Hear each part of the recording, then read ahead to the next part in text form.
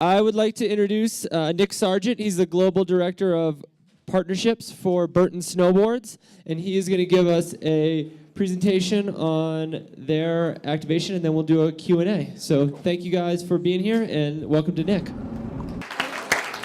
We're in the content business. Who was asking? Devin. We're in the content business. We're here to make good content. We're here to make revenue off that content. We're here to give that content away for free. We're here to sell more snowboards. We're in the everything business. So there's not one model that we stick to. We like to dabble around all those content models. So I'm happy to talk about and elaborate content later. But today it's all about the meeting. I'm Nick Sargent, global brand, Strategic Alliance, global brand. That's Billy Anderson, global director for Strategic Alliance for Burton. And I get the luxury of pimping this brand globally. And I hear it a lot out there. I've got the best job in the world. Well, from other people, I think I've got the best job in the world. So it works, it's fun, and it's a great brand. And I'm fortunate to be in this position. I want to thank Derek and the Aspen crew for inviting me. What a great pleasure to be here. And I was tasked with talking about building and maintaining partnerships from a brand perspective. A little feedback. As I was on the website the other day and I was looking at the great partners that Aspen has, so I'd be remiss if I didn't include that in my junket here and say thank you to all you guys at Audi and Bud Light and GoPro. I think Dan Kelsey had a camera he was going to give me so I could film you guys, so I could do a little Q&A afterwards of who was paying attention. Yeah, Red Bull Media House, those are good friends of ours as well. Helly Hansen, we like those guys. And Rescue Water, love you guys, and had a few last night. All right, here we go. 1977. I love this photo. This is, if you don't know, it's a photo of Jake starting his company in his barn in southern Vermont. And, very similar to what we're doing today. He had an idea. He had an idea of taking what was, the snurfer and building on that idea. He is definitely an innovator in the space, along with some of the others that were doing this around the same time. But the beauty of this is, the historicals that we have around and behind Burton is that we've got all the heritage, we've got all the content and the imagery to support that, and so we can continue to push that out. But most importantly, we've got the guy behind the bandsaw here still driving the ship. He's in the office every other day, every third day, but he still runs it like it's day one for him. And so when we got into the partnership business, he said, Nick, this is nothing new to our business.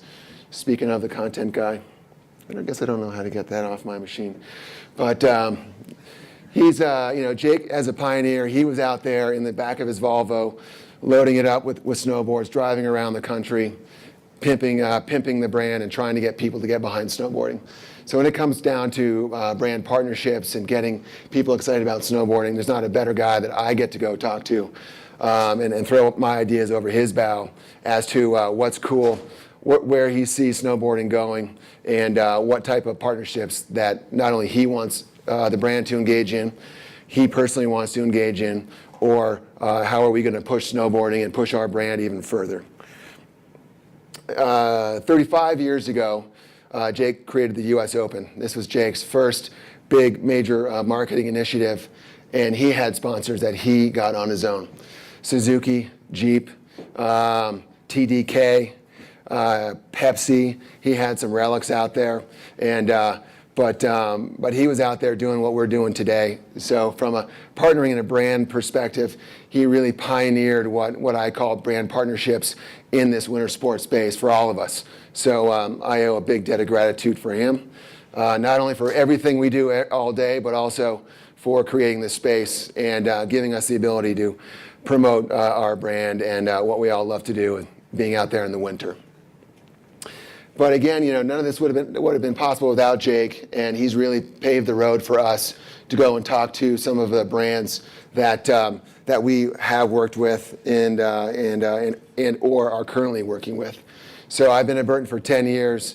It's been a quick ride there, and but I just wanted to showcase just a few of the brands, just a breadth of some of the brands that we have worked with or are working with. By no means is this all of them.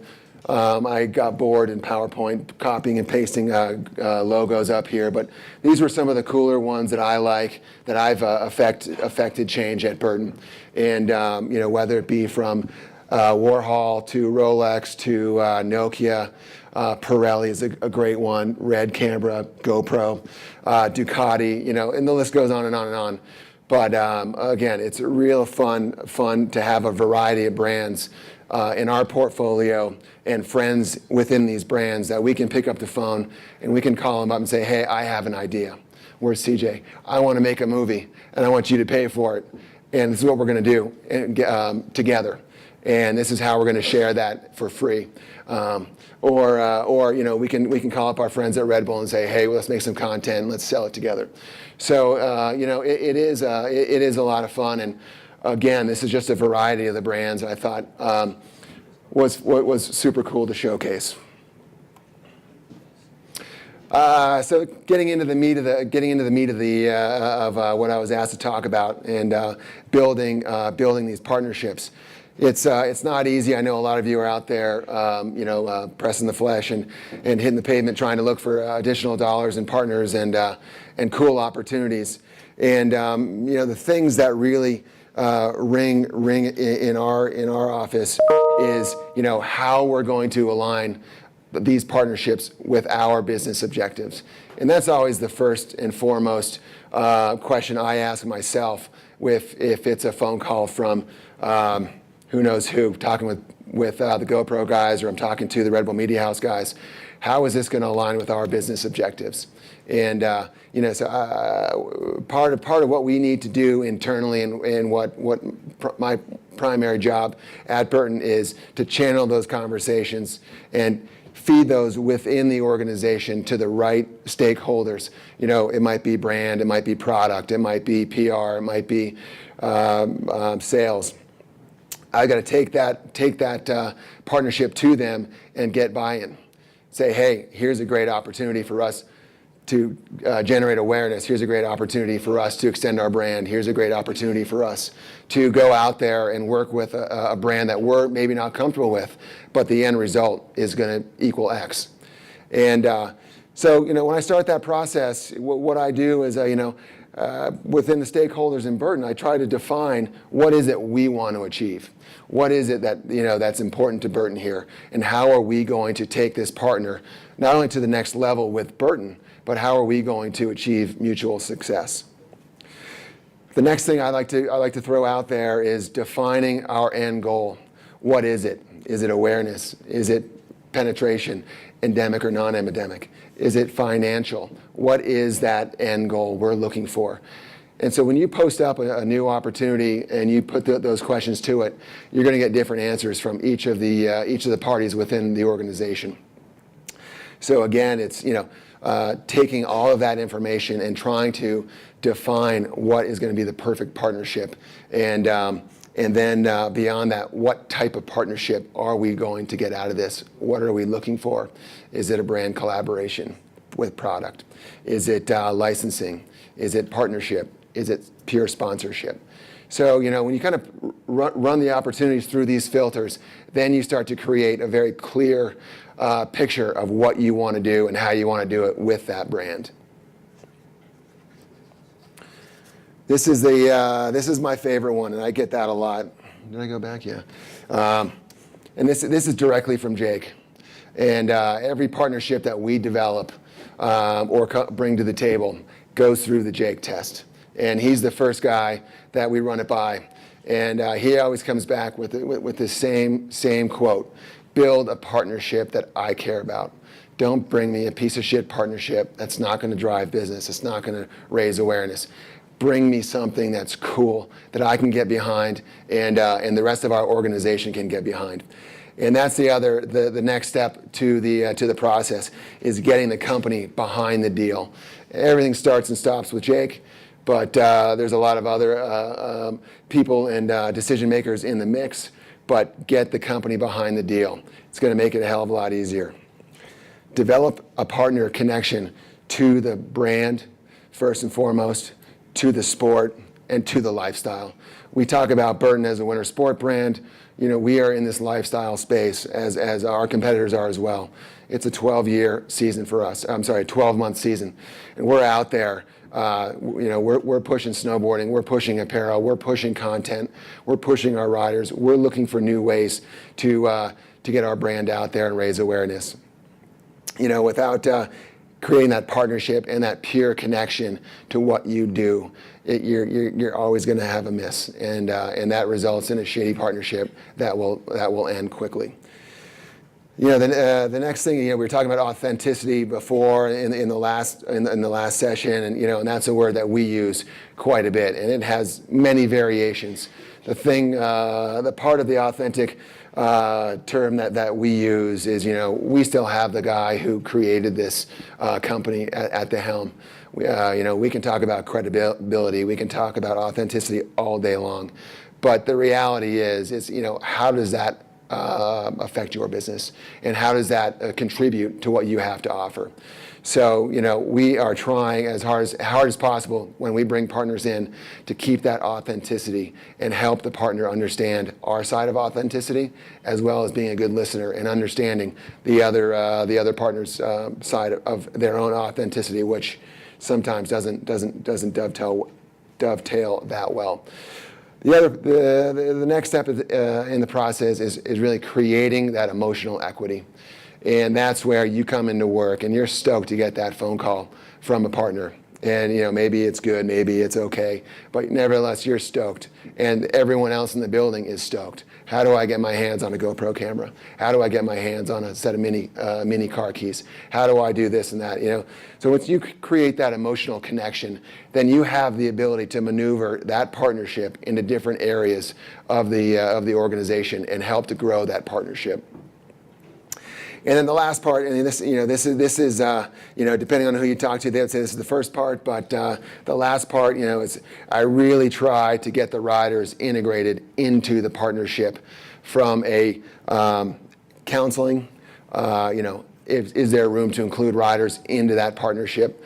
How can the riders help me leverage that partnership? How can the riders help leverage our brand? And so these are in building a partnership that you care about, you feel good about it, and I can go to Jake any given day and say I am stoked on this, and this is why, and you should too. And and that's what he's looking for in any and all partnerships. This is the Burton Stance. This is our credo. This is everything that we do goes through the Burton Stance, and this is our ultimate filter. We are riders.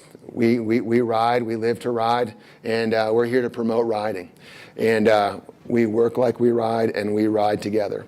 So, when you take that and you apply it to a potential partnership, and you take it through the steps, and if you can apply elements of the partnership to our stance, then you create a greater stance with the partner. I like this term here, getting the plumbing right. And so often you engage in a partnership, and from the onset, it's great. You got your two brands together, and then as you start to grow and you start to build out that partnership, you realize that marketing doesn't get along with their marketing or PR, or their PR works in a different fashion than our PR, or the brand behind the curtain doesn't work well with our brand. And so, when I look at these opportunities and I start putting deals together, behind all of the other slides that we just went through, getting the plumbing right and getting people psyched about the opportunity and the partnership, and understanding that, hey, just because we're a partner doesn't mean it stops there. Like I said, there's a lot of other work that goes on behind the curtain, under the foundation, behind the walls, that is what's going to make a partnership run and sing. And without that plumbing, you're not going to operate efficiently. You're going to waste resources, and you're inevitably going to waste everyone's time. So that's those are just a few slides around just some of the filters that we have in place around those partnerships. And next part of that is really just working with cool brands. And I have a line that I use quite often is that I reserve the right to only work with cool people, and that is what's going to make a partnership work really well. Is when you got a cool guy that you can call, you can text, and you can throw ideas around with them, and you can work to build a really cool partnership. And then lastly, how are you going to leverage achievable actions? So you've got your filters, you've got all of your plans laid out. How are you going to leverage those achievable actions utilizing these filters and utilizing the organization and all the resources that you have?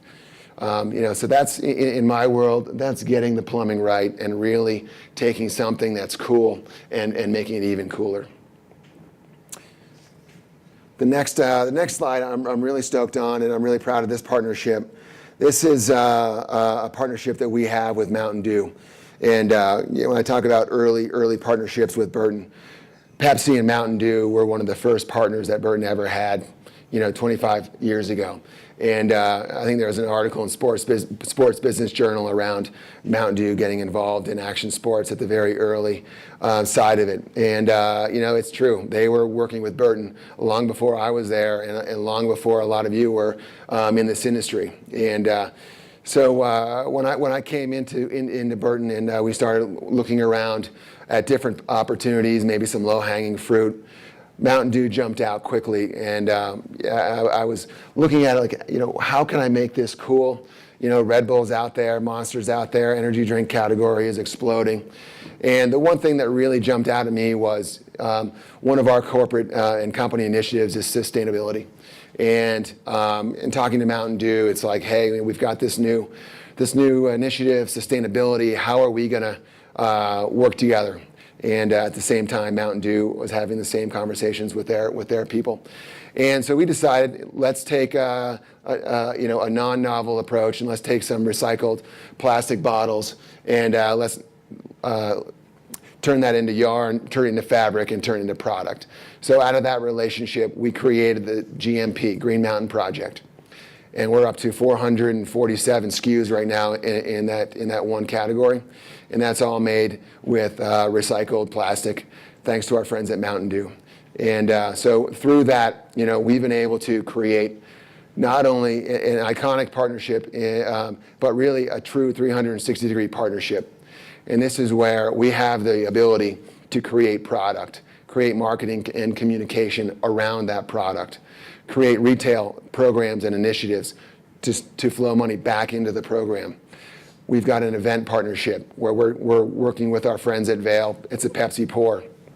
They've got recycling bins all over Vail Resort properties, and we're taking that plastic and we're dumping it into pellets, and we're making T-shirts directly from Vail properties. We've got mutual riders so that we can leverage.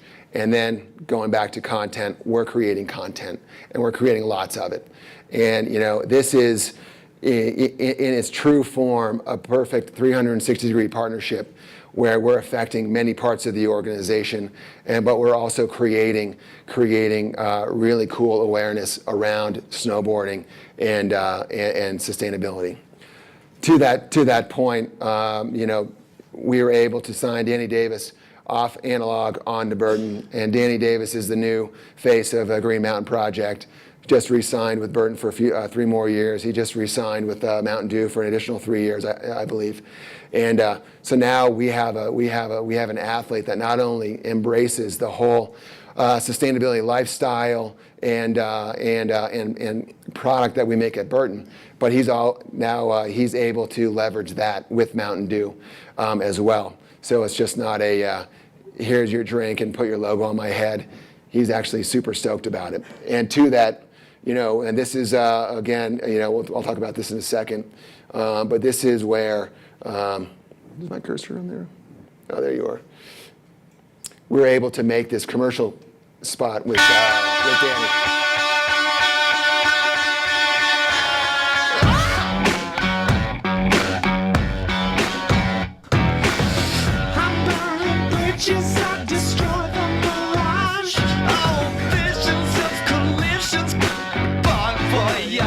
It's all smooth and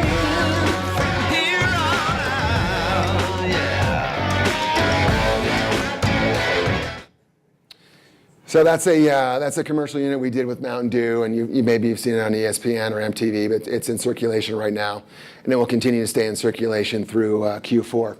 But again, that's just an example of how we're able to take this program, create content around it, put it out there, and get viewership around our brands in an effort to promote the partnership, the brands, Danny, and what we're achieving in this 360-degree partnership.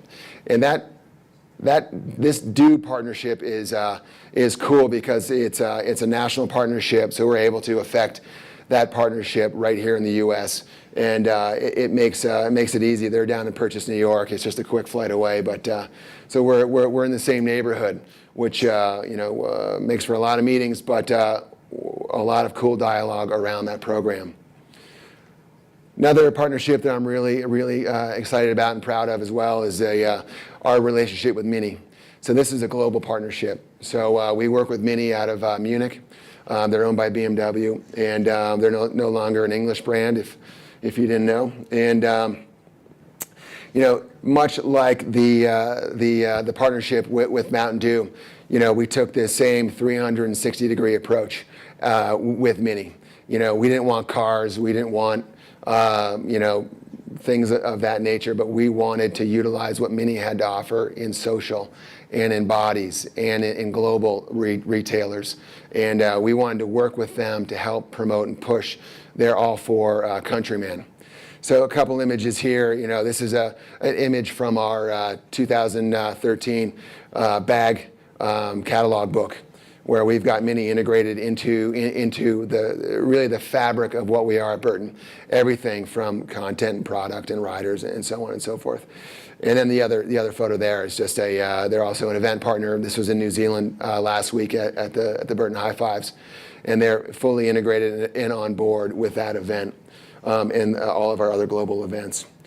So when you look at this from a global perspective, and you look at this from a much larger perspective, our first initiative here was to build a really cool brand partnership and get the riders involved quickly, so they could get in the vehicle, they could use the vehicle, and they could get excited about driving that car.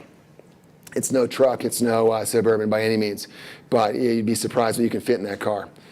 We also have them in our events as well. They're the presenting partner of all of our events globally.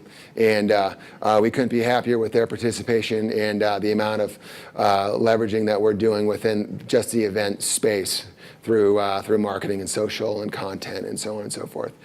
We're building content with Mini as well, and we're including Mini in majority of the content that we're building, specific to the riders we're working with, specific to the brand initiatives and actions. The consumer element of this is really one of the key drivers. Everyone knows the car business. Everyone wants to get butts in seats. So we have the ability to put butts in seats and affect positive sales and growth through their new cars and our brand, and get people that maybe weren't thinking about buying a Mini to at least make a consideration. And then lastly, taking this partnership and extending it to other brands in our portfolio. So Mini works with Channel Island as well, and they have a bunch of Channel Island athletes that are driving those cars and utilizing them, and a bunch of other event content and consumer activations there as well. So we've been able to take this one partnership, extend it across a broad brand category, and then include other brands in our portfolio as well, and continue to push positive growth around that. Here's this one more video.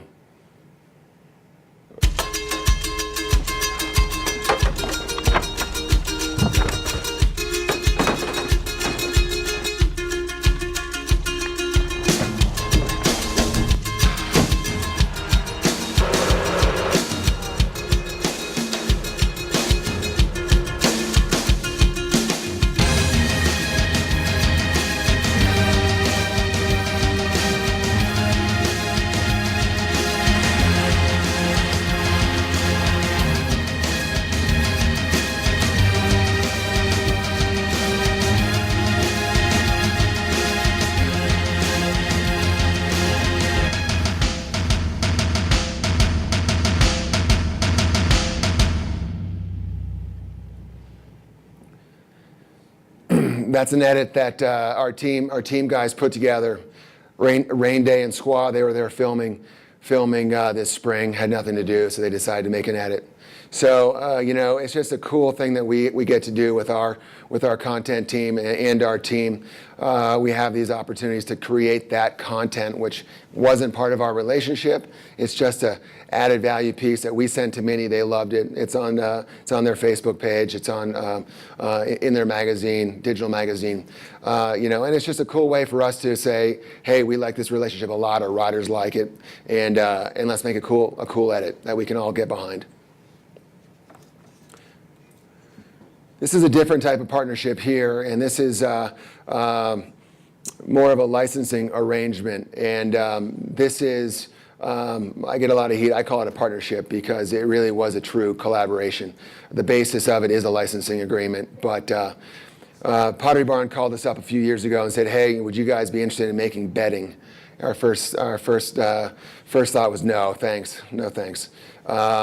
But then the more I thought about it, and looking at the numbers of participation that we all get the access to see, seeing that snow sports participation is shrinking. God bless skiing and free skiing for help giving it a push. We love that, and we're all in this boat together.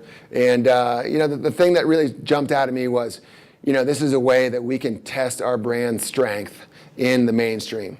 This is a way that we can put our brand out there and really stand behind it and say, you know what, this is really cool.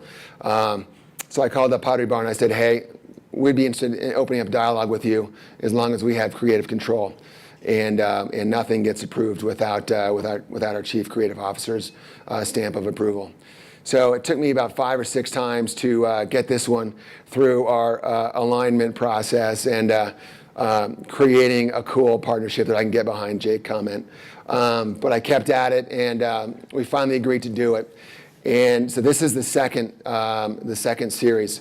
We did it last year. It was Pottery Barn's largest collaboration they've ever done. They had their largest Q4 and Q1 in the history of the company. And they went back and had to remake more Pottery Barn Burton product 3 times. There was such a high demand. So we took that learning and we applied it to this year's collection. And we launched it a week ago Tuesday. They've already experienced 30% increase in sales over last year in 1 week.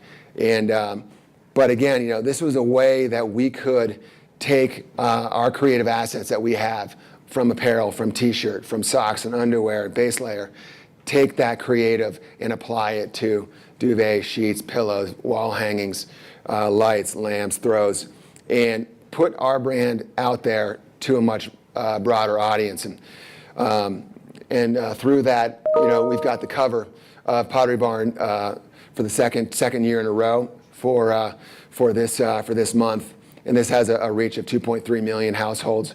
And this is going to go to your mom, your grandmother, maybe your kid. And so this is one way that we can help drive awareness, drive our brand, and test the waters in other areas of our company, and look at off-season opportunities that is right for our brand. We have a boys collection and a girls collection, and we'll be in their book for the next six books through April. So and then we're on the cover story on pbteen.com, where we'll influence another 3.5 million uniques there. So again, just a really cool partnership, very different from an auto or a beverage. But Pottery Barn, they were really good listeners, and they were very eager to be in our space. And so from a partnership perspective, we couldn't have asked for a better partner to come in our space and want to work with us on this project. So that is very cool deal that we had put together. These are really just the real basic elements in creating a partnership and applying it to a brand and maintaining and looking for ways to grow you can go very deep in partnerships, or you can go very broad and shallow. It all depends on what type of deal you're trying to put together and what brand you're working with. So, with that, that's all I got for you. And but I'm here for a few more hours today. And for me, I just want to say thanks. It's been great to be here. I've got some family in town, and they're in the industry too. So it's a nice little cesspool at our house. And but I just want to say thanks, and we're stoked for a winter. So let's ride.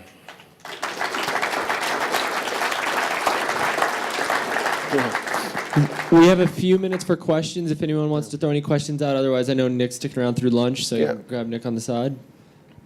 Yeah, hold on, we'll run over to the other side. Chris? Yeah, Nick, it's coming into an Olympic year. How are Yeah. you leveraging all these partnerships? I know with all the rules and regulations of FIS and Right. the Olympics. What are you guys doing this year for the Olympics? This year we're doing nothing. Yeah. I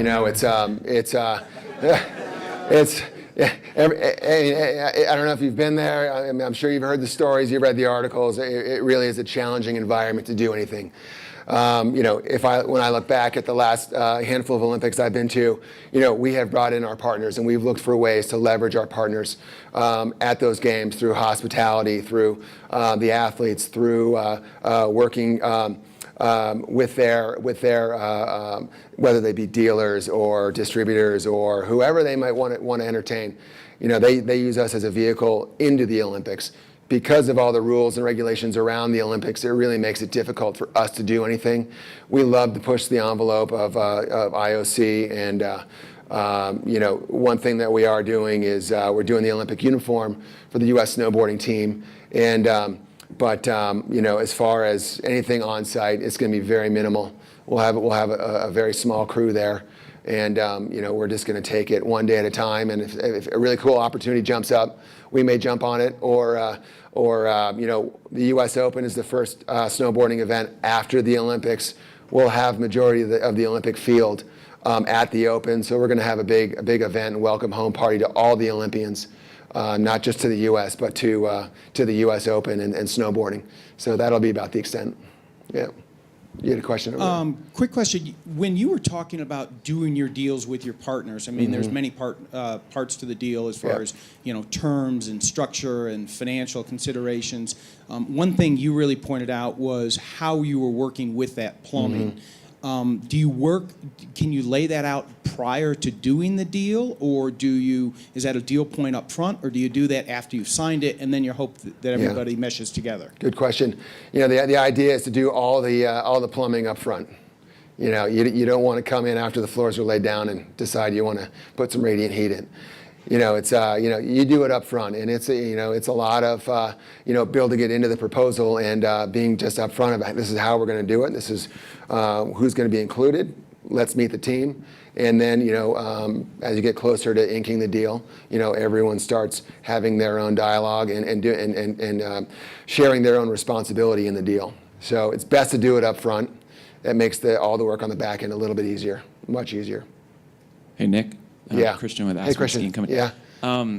So the Mini partnership, it's interesting, right? It's not. I don't see Mini as a logical brand to tie with snowboarding, snow sports, and so I'm questioning: did Burton approach Mini, or did they approach you, or how did you go about that selection process? I had seen in a magazine the new All 4 Countryman, and this was a few years ago, and I wasn't sure what to make of it, and oddly enough, I got a phone call from one of our reps up in Canada and said, "Hey, the Mini guys want to talk to you." So it was them calling us, but a mutual interest, and it's not your typical truck or car, sedan, station wagon. It's a small car. And but the part that really made it interesting to me and the rest of our organization was, this is a very cool, creative brand. They love to think, how do you operate in small spaces? How creative can you be to make this car look that much cooler? And as they were entering, the all-wheel drive space, what were they going to do to make their car stand out over another German car or another Japanese car as a potential candidate for purchase? And when we started talking about the potential to do a deal, and looking at the opportunities and all the creative that was going to come and is coming with that deal, it made a lot of sense. And the fact that they wanted to be in the space, they wanted to invest into snowboarding, and they wanted to, they didn't want to jump in and just be a poser and say, hey, we're here, drive our car. They really wanted to get integrated into the space. And those were the few things that jumped out at me right away that said, I think there's something here that we can work with. And so I went over to Munich a couple times and met with their folks. They came over and met with our folks, and we had more of a brand collaboration just to test the waters and see how we may want to work together. And everything came back with double thumbs up, and it made a lot of sense. So we ran with it. You got a question right there. My question is kind of similar. Mm-hmm. I wonder how do you address the challenge of, you mentioned earlier in your presentation the relationship with Audi, you have Land Rover, now you have Mini. So how do you address businesses that are possibly competitors? How do you maintain your validity with someone else that you're working with when you take on? We're not working with all these guys at once. Like auto, it's exclusive across the board. We're not working with any other auto brands right now, nor would we. And but we have done deals before we've done global deals with other automotive companies. Before we got to that global space, we did some car deals in Europe with Land Rover. We did some car deals with Volvo here in the U.S. We did some car deals with Subaru in Japan. And so as we're developing programs around the world, and if we don't have a global partner and we can affect some change from a regional perspective, that's what we'll do. Our idea is to come up with a global partner and be exclusive. Yeah, Mark. Yeah, what categories that you guys won't partner with, or what specific brands? Yeah, so we don't do